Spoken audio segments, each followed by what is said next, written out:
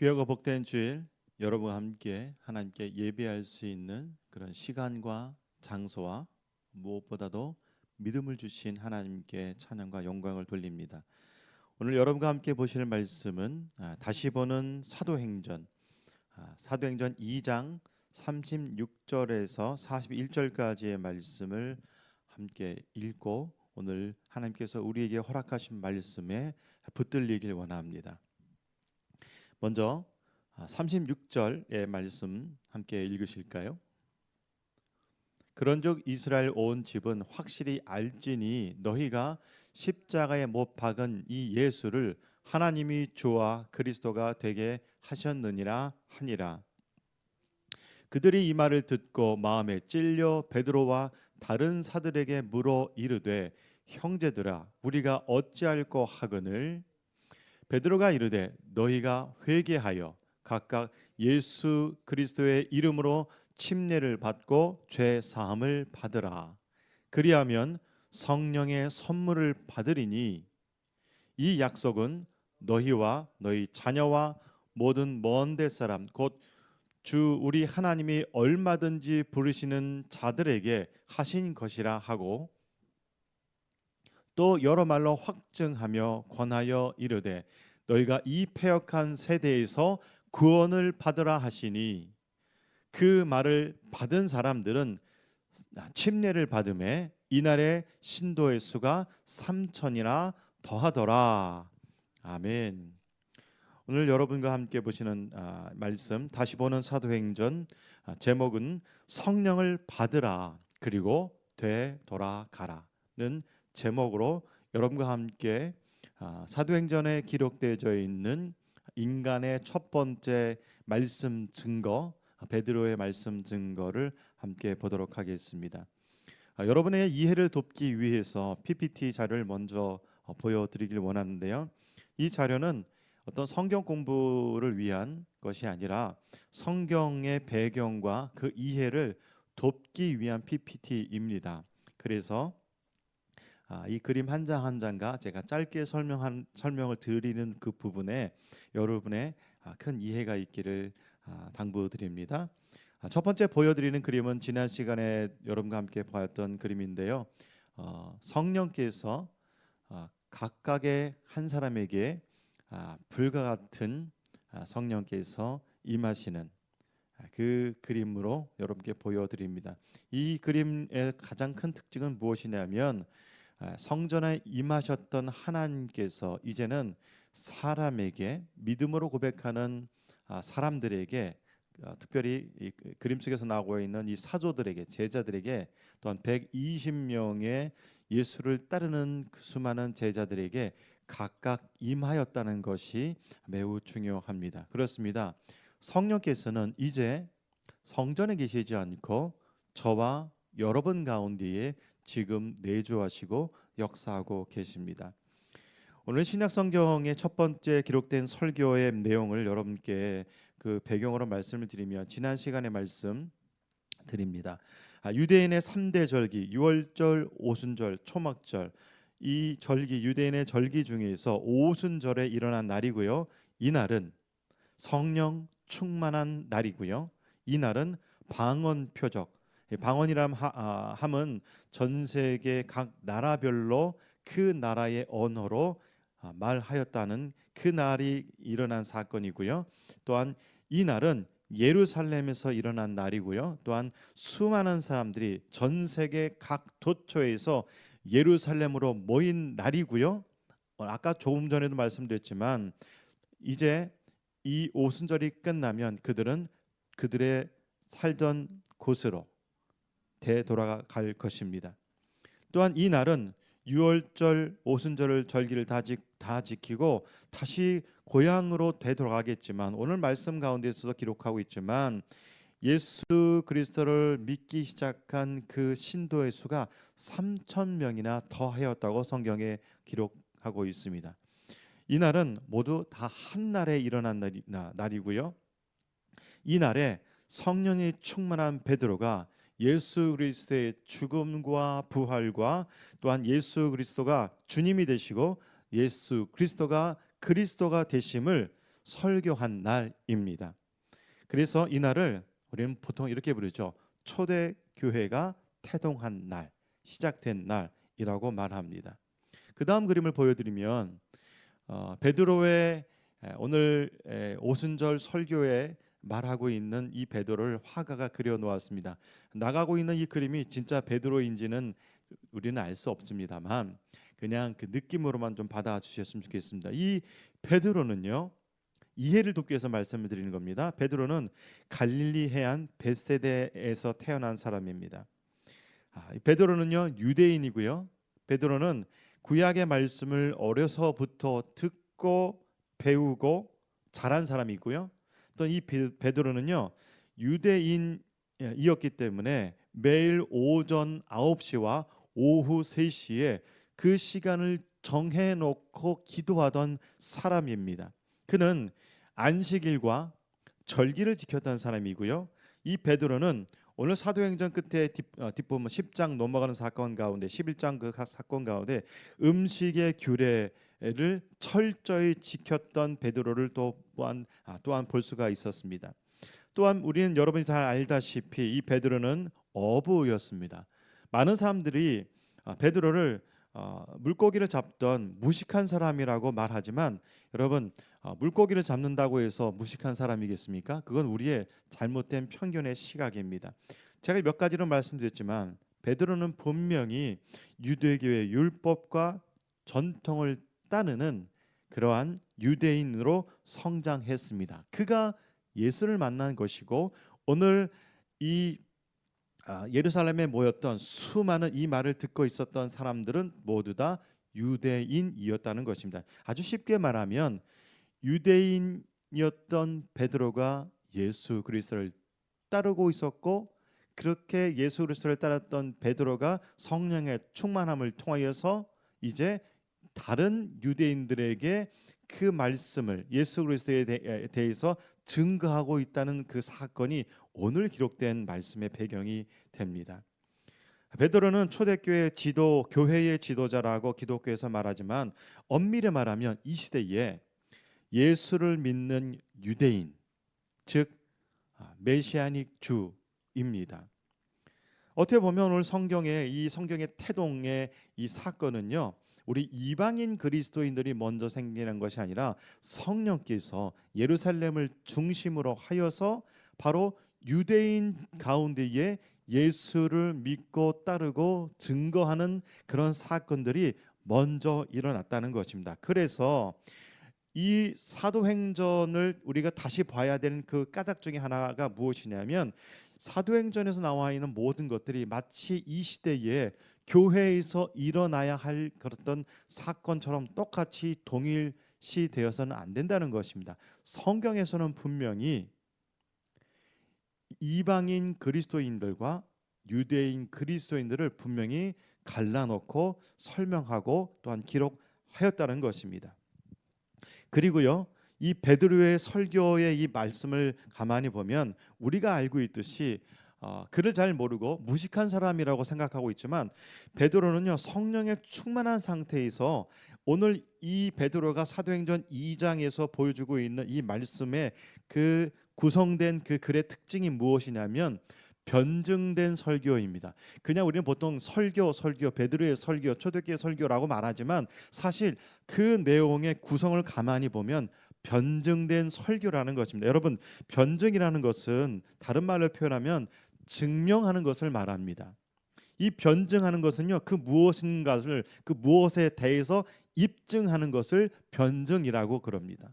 그리고 이 변증이라는 것은요, 무엇에 대해서 논리적으로 증거하는 것, 증명하는 것, 이것을 변증이라고 그럽니다. 그래서 오늘 사도행전에서 기록된 베드로의 이 설교는 그냥 설교가 아니라 변증 설교입니다. 그래서 그냥 우리가 이 말씀을 더욱더 깊게 이해하기 위해서는 베드로가 성령에 완전히 그 입술이 붙들려서 그의 입을 통해서 성령께서 말씀하시는데 그 말씀의 그 구성의 내용을 가만히 보면 매우 조직적이라는 것입니다. 성령께서 베드로의 입을 통해서 말씀하신데 완전히 성령에 사로잡힌 베드로의 이 말씀 설교를 봄으로 인하여서 성령께서 어떻게 사람을 통하여서 일하는지를 볼 수 있다는 것입니다. 여러분께서 오늘 말씀이 예배가 끝나고 나면 꼭 시간을 내어서 사도행전 2장의 말씀, 특별히 14절부터 47절까지 모두 읽어보시는데요, 제가 간략하게 말씀을 드리면 이 베드로의 아주 철저한 이 성령에 붙들린 이 베드로의 설교의 내용은 16절에서 24절까지 요엘 선지자의 예언을 증거로 자신들이 지금 여러 나라의 말로 이 말하고 있는 이 방언의 역사는 바로 성령의 역사라고 말하고 있습니다. 아주 쉽게 말하면 이 사건이 벌써 요엘서 2장 28절에서 32절에 기록되어졌던 것이 바로 오순절 이날에 일어났다고 그는 변증하고 있다는 것입니다. 또 두 번째로 22절에서 32절까지의 말씀은 이때 당시의 사람, 그러니까 베드로 당시의 사람을 기점으로 해서 1000년 전의 사람, 우리로 말하면 3000년 전의 사람 다윗을 근거로, 다윗 왕이죠. 다윗 왕의 예언된 말씀 시편 16편을 근거로 인하여서 다윗이 고백한 그 노래가, 다윗이 기록한 그 노래의 가사가 예수 그리스도의 죽음과 부활을 예언하였다고 그는 강력하게 증거하고 있습니다. 이 말을 듣고 있던 사람들은 어떤 사람들인가요? 이 말을 듣고 있었던 경건한 유대인들, 또한 예루살렘에 살던 사람들은 모두 유대인들입니다. 이스라엘 백성들입니다. 그래서 그들은 다윗 왕을 너무도 잘 알고 있었고, 다윗 왕만 알고 있는 것이 아니라 우리로서는 구약 성경에 대한 기초적인 지식과 또한 그로 인한 믿음 생활이 아주 철저하게 믿음으로 지켰던 자들에게 말하고 있다는 것입니다. 그래서 그들이 죽였던 그 예수가 메시아이고, 그 메시아를 죽인 자들이 누구냐? 바로 너희들이다 라고 그것을 깨닫게 하고 있다는 것입니다.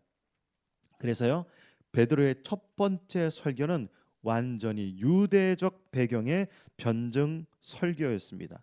게다가 이 말씀을 듣고 있었던 사람들, 어찌할꼬라고 외쳤던 이 수많은 사람들, 특별히 이 3000명의 사람들조차 요엘 선지자와 다윗 왕에 대한 그 성경적 배경을, 구약의 이 말씀을 어릴 때부터 듣고 자랐고, 하나님 아버지는 알고 있대 나사렛 예수와 또한 나사렛 예수에 대한 성경의 예언된 말씀을 깨닫지 못하는 사람들이었다는 것입니다.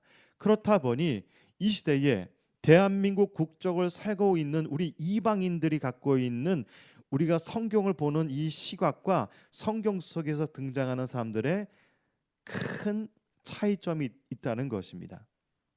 여러분, 그러면 오늘 성령에 대해서 말씀을 드리게 될 텐데, 이 성령 충만하다는 것은 무엇입니까? 내용도 중요하지만 그 내용이 어떻게 기록되어져 있는 것을 통해서 우리가 그렇게 갈급하고 싶은 그 성령인 어떤 분이신지 제가 간략하게 좀 정리해 보았습니다. 여러분, 성령 충만하다는 것은 무엇입니까? 그 말에 질서가 있다는 것입니다. 성령님은 태초의 창조의 영이시자 또한 질서의 영이십니다. 여러분, 성령에 충만하다는 것은 말과 그 생각이 겉으로 드러나게 되는 것인데, 그 특별히 그 말은 그 사람의 마음의 생각, 그리고 그 사람의 영적인 것이 드러나게 된다는 것입니다. 여러분, 사도행전에 베드로가 완전히 성령에 충만함 받은 상태에서 그는 지금 어떻게 말하고 있습니까? 그는 매우 질서 정연하게 말하고 있습니다. 또한 성령에 충만하다는 것은요, 하나님 그 말씀에 완전히 근거가 되어져 있습니다. 성령에 충만한 그는 다른 것을 말하지 않고 예수 그리스도를 증거하는 사람이 되는 것입니다. 예수를 증거하는 데 있어서 특별히 또한 이 성령이 충만하다는 것은요, 그 어떤 두려움조차 찾아볼 수가 없습니다. 왜냐하면 이들 모두는 예수 그리스도를 십자가의 못 박으로 외쳤던 사람들에게 지금 베드로가 말하고 있기 때문입니다. 뿐만 아니라 이 베드로의 이 변증의 이 말씀 설교는요, 개개인의 사사로운 그 배경이나 어떤 쇼와 같은 것이 전혀 없고 철저히 구약의 말씀을 근거로 말하고 있다는 것입니다. 또한 성령에 충만하다는 것은요, 횡설수설하지 않다는 것입니다. 우리 주변에 기독교인들이 참 많지만 성령의 충만함을 간구하고 성령 충만한 상태인 것 같고 성령의 충만한 대로 살아가고자 하는데 아직도 성령의 충만함을 외치고 갈급하고 그렇게 행동하는 사람들 가운데 횡설수설하다는 것은 성령이 충만하지 않다는 것을 말하고 있다는 것입니다. 이 말씀, 성경 말씀을 근거로요. 결국 성령이 충만하다는 것은 오늘 베드로처럼 예수 그리스도의 죽음과 부활 뿐만 아니라 십자가의 능력을 말하게끔 하는 것, 그것이 바로 성령 충만이 보여주고 있는 오늘의 말씀이라는 것입니다. 당신은 성령 충만을 사모하십니까? 그렇다면 그 목적이 무엇입니까? 슈퍼맨이 그 옷을 자랑하거나 그 능력을 자랑하지 않고 그 옷을 입고 지구를 구하지 않습니까? 그렇다면 당신이 꿈꾸는 성령의 충만은 무엇입니까? 다시 보는 사도행전을 통해 새롭게 배우고 깨닫고 우리도 베드로처럼 예수 그리스도를 증거하는 사람이 되길 간절히 바랍니다. 그 다음 그림을 보여드리면 성경의 이해를 돕기 위해서 보여드립니다. 사도행전은요 1장부터 28장까지 되어 있죠. 보통 성경학자들이 구분하기를 이렇게 세 가지의 파트로 이렇게 나누어서 말합니다. 첫 번째 형성기, 두 번째 과도기, 세 번째 확장기, 이렇게 표현합니다. 그래서 사도행전을 읽을 때 이렇게 구분되어서 보면 이 성경 속에서 일어나는 사건과 그런 그 태동과 과도기와 그런 그 복음의 확장이 어떻게 진행되어지는지를 더욱더 이렇게 마치 확실하게 깨달을 수 있다는 것입니다. 특별히 우리가 읽고 있는 이 형성기는요, 유대인에게서만 일어나는 사건이고요. 또한 예루살렘 중심으로 일어나고 있고요. 1장부터 7장입니다. 그리고 베드로가 중심 인물이 되어집니다. 그리고 AD 30년에서 31년 약 1년간에 일어났던 그 사건을 기록한 것이 바로 이 사도행전의 말씀이고요. 그다음에 과도기는요 8장에서 12장까지의 내용입니다. 스데반의 순교로 인하여서 뿔뿔이 흩어지게 되고 이제 예루살렘 중심이었던 그 복음의 확장이 팔레스타인과 중심으로 유대와 사마리아에게까지 이제 확장되어지는 것을 볼 수가 있습니다. 이 과도기의 그 중심 인물은 누구냐? 베드로와 바나바입니다. 그다음에 확장기입니다. 확장기는 눈여겨볼 것이 이제 이방인까지 복음이 전해지는 사건을 이제 보게 될 것이고요. 또한 안디옥을 중심으로 이 말씀이 기록되어져 있고요. 뿐만 아니라 이 이방인에게 복음을 전하는 데 있어 가장 하나님께서 강력하게 쓰신 인물이 누구냐? 바울입니다. 그래서 이 확장기는 로마에게까지 28장에 보면 로마까지 가게 되는데요. 그래서 로마에게까지 복음의 말씀이 확장되어지는 그렇게 사도행전의 말씀이 구성되어져 있습니다. 이것을 지도로 표현하면 이렇게 표현할 수가 있습니다. 예루살렘을 중심으로 유대와 사마리아와 또한 소아시아를 비롯한 그다음에 맨 마지막에 로마에게 이르기까지 이렇게 사도행전의 말씀이 이렇게 기록되어져 있습니다. 조금 전에 제가 말씀을 드렸지만 성령은요 예를 든 겁니다. 여러분이 바라시는 그 성령은요 슈퍼맨에 만약에 비유를 한다면, 슈퍼맨은 자기 옷이나 자기 능력을 자랑하는 것이 슈퍼맨이지 아니지 않습니까? 슈퍼맨의 그 입고 있는 그 옷과 그 능력은요, 지구를 구원하기 위한 것입니다. 그래서 사도행전은요, 이렇게 표현할 수가 있습니다. 사도행전은 성령의 행전이고 또한 예수의 행전입니다. 그래서 사도행전 말씀을 읽을 때에 성령께 완전히 사로잡힌 사도들과 제자들과 여러 집사들과 인물들이 어떻게 예수 그리스도의 그 복음의 말씀을 증거하고 있는지가 기록되어져 있는 것이 사도행전이라는 것입니다. 자, 본문 쪽으로 들어가 보실까요?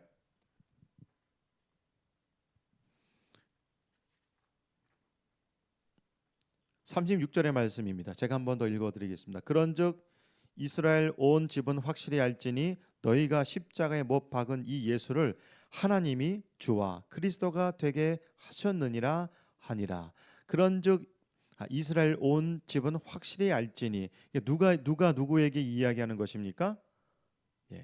베드로가 이날 오순절에 전 세계 각 도처에서 모여들은 오순절을 지키기 위하여서 모였던 그들이 이제 성령에 충만한 베드로와 그 사도들과 그리고 120명의 문도들이 방언을 하는 것 때문에 이들이 쇠술에 취했는가, 그런 의구심과 그 놀라움에 빠져있던 그들에게 지금 베드로가 말하고 있는 것입니다.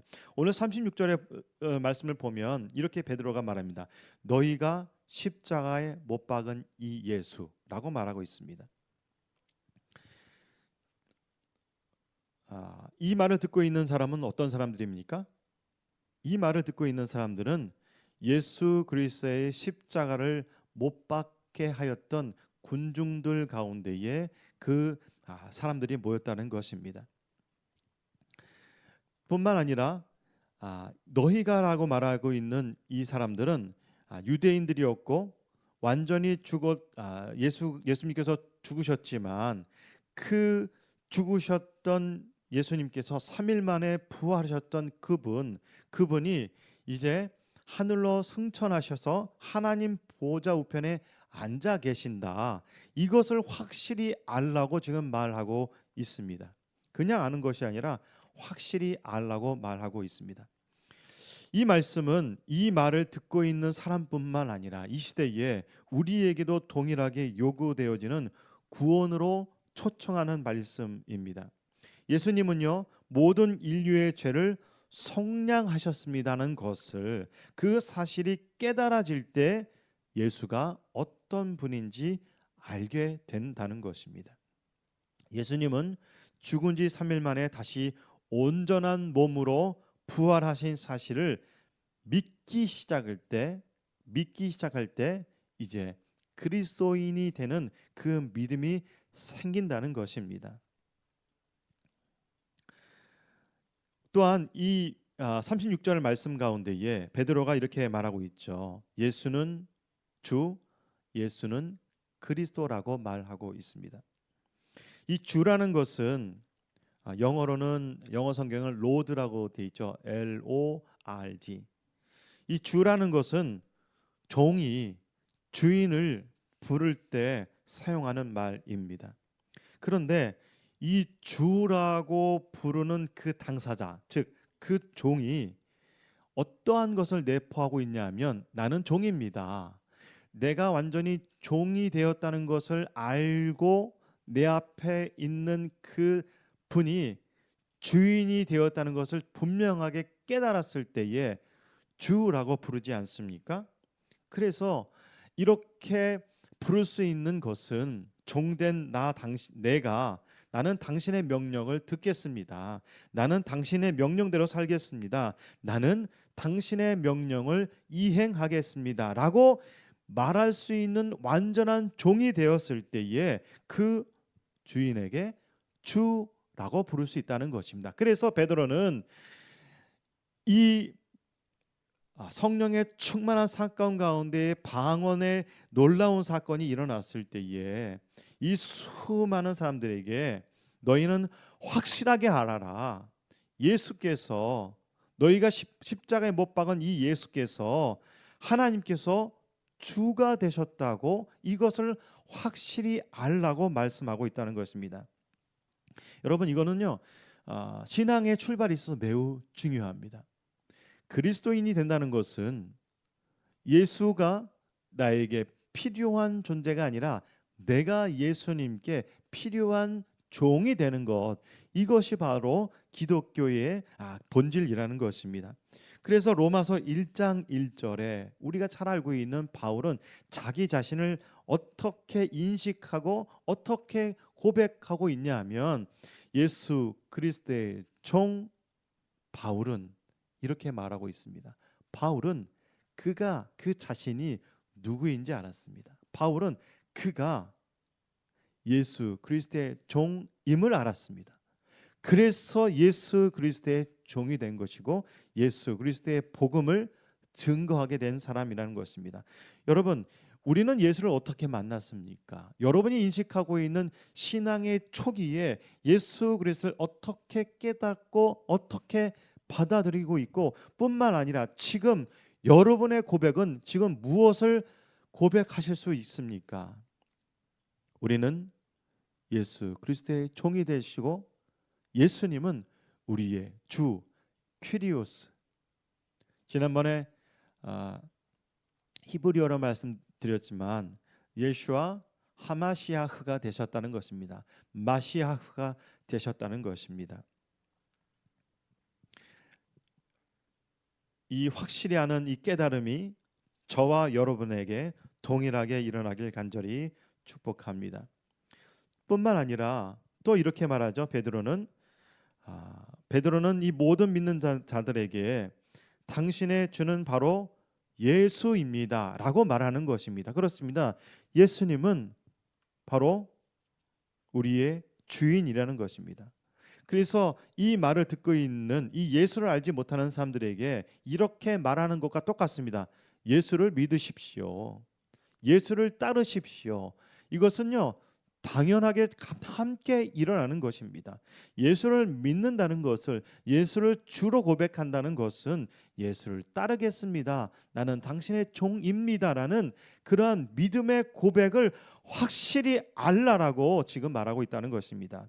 이제 오순절 절기에 우리 예수 그리스도의 제자들이 성령의 충만함을 받고 예수를 증거하고 있습니다. 그리고 이 말씀 가운데 내포되어져 있는 것은 뭐냐면 당신의 나라로 되돌아가게 될 때, 당신의 집으로 돌아가게 될 때에 39절의 말씀을 그 근거로 말씀을 드리면 너희 자녀와 모든 먼데 사람 곧 주 우리 하나님이 얼마든지 부르시는 자들에게 하신 것이라고 말씀하신 것처럼 이제 예수 그리스도를 만난 그들은 그들의 삶의 터전으로 고향으로 되돌아가게 될 것입니다. 여러분 또한 베드로가 이렇게 말하죠. 예수는 그리스도라고 말하고 있습니다. 예수님은 그리스도입니다. 예수님은 그리스도이신데 이 말을 우리가 이해하기 쉽게 말할 수 있다면 유일한 구원자라는 것입니다. 예수님은 온 세상을 구원하는 오직 한 길, 오직 진리 되신 분을 말합니다. 하나님께서 사람으로 오셨고 십자가의 죽으심으로 모든 인류의 모든 죄를 속량하셨습니다. 대신 갚으시고 속죄의 어린 양이 되셨습니다. 그는 부활하심으로 말미암아 또한 이를 확증하셨습니다. 그래서 지금 베드로는 무엇을 알라고 말하고 있는 것이냐면 오직 예수 그리스도의 이름 외에는 다른 구원의 이름이 없다, 이것을 말하고 있다는 것입니다. 여러분 이 사실은요 우리도 날마다 고백해야 하는 사실입니다. 이 말씀을 받은 그들이 이제 36절에서 그렇게 37절에서 그렇게 말합니다. 그들이 이 말을 듣고 마음에 찔려 베드로와 다른 사도에게 물어 이르되 형제들아 우리가 어찌할꼬 하거늘이라고 말합니다. 그들은 마음에 찔렸습니다. 유대인들은 자기들의 열정적인 그 열심으로 못 박은 예수가 주와 그리스도임을 알았을 때에 인간의 총체적인 영적인 자기 반성, 영혼의 죄책감이 숨김없이 나타나게 됩니다. 그래서 그들은 자기가 지은 죄가 죄임을 인정하기 시작하였고, 그래서 이제 찔리기 시작하였다는 것입니다. 죄인이 자기가 저지른 것이 죄임을 인정할 때 자기 반성이 일어나는 것처럼 그들은 이제 찔리기 시작하였습니다. 이런 부분들은요, 사실 저와 우리 이방인 그리스도인과 좀 다릅니다. 왜냐하면 이 말을 듣고 있는 사람들은 유월절에 와서 오순절까지 지키고 이제 그대로 집으로 돌아갈 사람들이기 때문에 그들은 예수님께서 십자가의 그 고통 가운데 있을 때에 그 고통을 지켜봤던 사람들이고, 바라바를 예수님 대신 내어놓으라고 예수 그리스도를 대신 못 박으라고 말했던 사람들입니다. 그래서 우리가 느끼는 어떤 반성보다도 이들이 느끼고 있던 그 반성은 더 크고 더 깊다는 것입니다. 그래서 그들은 이렇게 말합니다. 공개적인 것입니다. 어떻게 해야 합니까? 라는 구원의 요청을 그들의 입으로 내뱉게 되는 것입니다. 여러분, 이렇듯 예수를 만난다는 것은요, 한 인간에게 있어서 큰 지각 변동입니다. 지진을 넘어서는 큰 지각 변동입니다. 완전히 깨어지고 완전히 부서지고 완전히 자기 자신이 죄인임을 인식해야 살려달라고 어찌해야 합니까? 라고 말할 수 있다는 것입니다. 예수를 진정으로 만난다는 것은 정말로 한 개인에게 있어서 천지가 개벽할 사건이라는 것입니다. 왜냐하면 예수님을 만난다는 것은 하나님을 만나는 것이고, 예수님을 만난다는 것은 천지의 주제를 만나는 것이고, 예수님을 만난다는 것은 만물의 통치자여 영원전부터 앞으로 영원까지 영전하시는 분을 만난다는 것이고, 또한 예수님을 만난다는 것은 유일한 구세주를 만난다는 것이겠습니다. 우리가 고백하고 우리가 찬양하고 우리가 예배하고 그 이름을 높여드리는 것뿐만 아니라 이제 우리가 이 말씀 가운데에 그들의 신도의 수가 3,000인이나 되어서 이제 그들의 집으로 고향으로 나라로 돌아가게 되었을 때에 베드로처럼 예수 그리스도가 주가 되십니다. 예수 그리스도가 우리의 유일한 구세주가 되십니다라고 고백하는 그들이 되었다는 것입니다. 이제 베드로가 말합니다. 38절의 말씀입니다. 베드로가 이르되 너희가 회개하여 각각 예수 그리스도의 이름으로 침례를 받고 죄 사함을 받으라. 그리하면 성령을 선물로 받으리니 라고 말하고 있습니다. 여러분, 우리가 다시 한번 조금 전에 드린 말씀입니다만 다시 한번 점검해야 될 것이 있습니다. 그들은 왜 찔렸습니까? 베드로가 성령을 선물로 받으라고 말하였는데, 말에는 아까 성령에 충만한 이 베드로의 말씀을 가만히 보면 성령께서 하시는 말씀이 분명히 조직적이고 순서적이고 매우 변증적이라고 말씀을 드렸지 않습니까?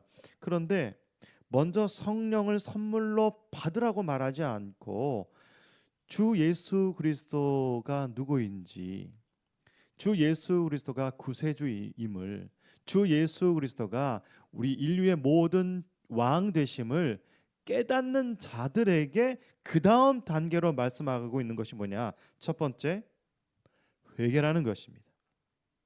그리고 예수 그리스도의 이름으로 침례를 받으라는 것입니다. 그리고 침례를 받을 뿐만 아니라 죄 사함도 받으라고 말하고 있습니다. 그렇게 하면 성령을 받게 된다. 받으라라고 말씀하고 있습니다. 물에 빠져서 물을 먹고 있는 사람이 살려달라고 외치는 것처럼 그냥 어느 정도쯤 필요한 것이니 날 좀 구원해 주십시오 라고서는 될 수가 없다는 것입니다. 오장육부가 타는 듯한 영원 구원의 간절함이 있는 그 자가 구원의 요청을, 마음의 찔림을 할 수 있는 것입니다. 마음의 찔림도 없는 사람이 무엇이 변하기를 원하겠습니까?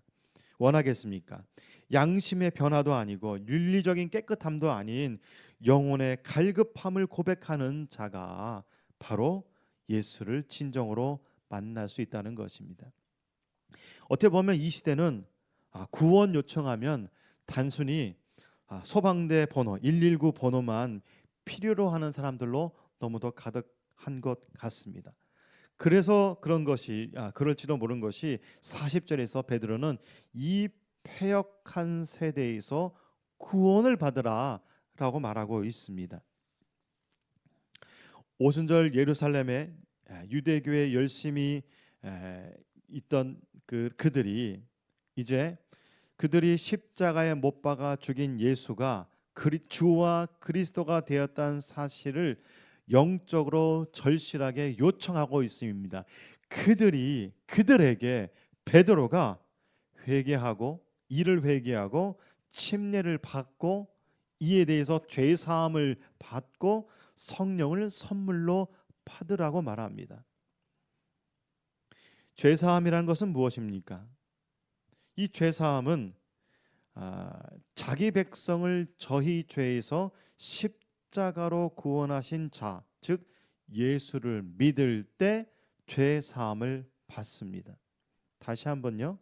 이 죄 사함은요, 예수께서 인류의 모든 죄를 당신께서 십자가로 구원하신 그 사실을 믿을 때에 죄 사함을 받을 수 있다는 것입니다. 이 믿음은 무엇보다도 그냥 생기는 것이 아니라 회개가 있어야 합니다. 그런데 회개의 과정은 없고 구원만 해달라고 그런다면 여러분, 우리의 이 말씀에 증거되는 이 말씀에 요구되어지는 것을 볼 때에 우리는 과연 예수 그리스도를 믿을 때에 진정한 철저한 회개의 과정이 있었는가 하는 것이 저와 여러분에게 오늘 이 말씀이 다시 한번 영적으로 도전하고 있는 이 말씀입니다. 성경 학자들에게 말에 의하면 오늘 이 베드로가 말씀하고 있는, 성령의 충만한 베드로가 말하고 있는 이 회개와 또한 침례와 제사함과 이 성령의 사건은요, 순서적으로 일어나는 것인가 순서적으로 일어나지 않는 것인가에 대해서 논란이 많습니다. 하지만 나중에 보면 알겠지만 고넬료는요, 벌써 예수를 믿기 전에 성령이 충만한 사람이었다고 그렇게 기록되어 있습니다. 이로 볼 때에 하나님께서 우리를 구원하신 이 사건은 우리가 예수를 만난 것이 아니라 하나님께서 예수 그리스도를 우리가 알게 하였다는 것입니다. 어떻게 보면 예수 그리스도를 통하여서 하나님께서 알게 해 주셨다는 것이 성경의 가르침입니다. 그렇다 보니 회개와 침례와 성령 받는 일은 각각 따로 일어나기도 하고 같이 일어날 수가 있습니다.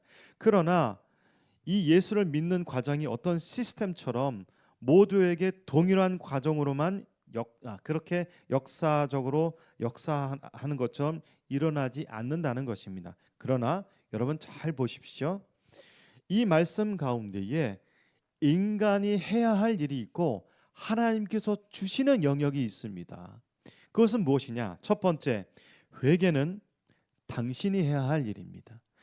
회개는 오늘 이 말씀 가운데 어찌할 거라고 이렇게 말하였던 예수를 만난 회개한 신도가 된 성도가 된 유대인들의 하였던 말이라는 것입니다. 그래서 우리가 해야 할 것은 무엇이냐면 바로 회개입니다. 또한 우리가 해야 될 것은 뭐냐? 나를 구원하신 주 예수 그리스도를 믿고 따르고 순종하겠습니다라는 공개적인 회개의 고백, 회개의 구원의 확신, 그것이 바로 침례라는 것입니다. 다시 한번 말씀드립니다만 여러분 진정한 회개가 있으셨습니까? 여러분은 오늘 이 말씀에 이 사도의 가르침을 받은 예수를 만난 신도의 수 3,000명 가운데에서 보여주고 있는 진정한 회개의 고백이 있었느냐 하는 것이 오늘 우리가 깨달아야 하는 부분입니다. 그 다음에 두 번째, 하나님께서 주시는 영역이 있습니다. 그것은 뭐냐면 죄사함을 받고 성령을 받고 라고 말하고 있습니다. 여러분, 죄사함과 성령은 하나님께서 주시는 것입니다. 어떤 사람들은, 어떤 이단은 이렇게 말합니다. 죄사함 받았습니까? 그 날짜가 언제입니까? 라고 말하고 있는데, 이 죄사함과 이 성령의 충만함을 받는 것은요, 개개인의 차이가 있고, 또한 그 날짜와 시간은 인간이 때로는 알 수 없는 그 시간이기도 합니다. 그러나 무엇보다도 더 중요한 것은 무엇이냐면 오늘 말씀을 통하여서 알 수 있는 것은 뭐냐면 그 앞의 것, 예수 그리스도가 주와 그리스도가 된다는 사람에게, 회개가 있는 사람에게 바로 죄사함이 있고 성령의 충만함이 있다는 것입니다. 영적 죄책감, 찔림이 없는 사람이 어떻게 뉘우침, 영적 자기 반성이 한 사람의 영혼에게서 일어날 수가 있겠습니까? 나는 예수를 죽였습니다. 나는 예수 그리스도가 구세주임을 고백합니다. 예수님이 나의 주가 되시고 예수님이 나의 왕이 되시고 예수님이 나의 온전한 주인 됩니다라고 고백하는 것, 이 사건을 선명하게 보여주고 있는 사건이 바로 오늘의 말씀입니다. 그래서요, 기독교는 회개를 통한 죄 사함을 주는 종교입니다.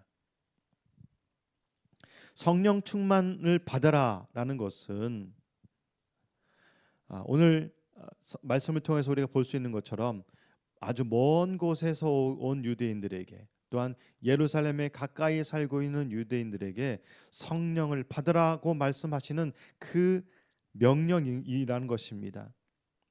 완전히 변화된 성령에 충만한 그리스도 예수를 믿는 믿음으로 되돌아가야 하겠습니다. 개인의 구원의 차원을 넘어서 가족에게로, 다음 세대로, 지역을 넘어 전 세계로 흩어져서 증거의 삶을, 예수 그리스도를 증거하는 삶을 사는 것을 말합니다. 오늘 예루살렘에서 일어난 오순절 성령의 이 강력한 사건이 단 하루에 일어난 사건이라고 말씀을 드렸습니다.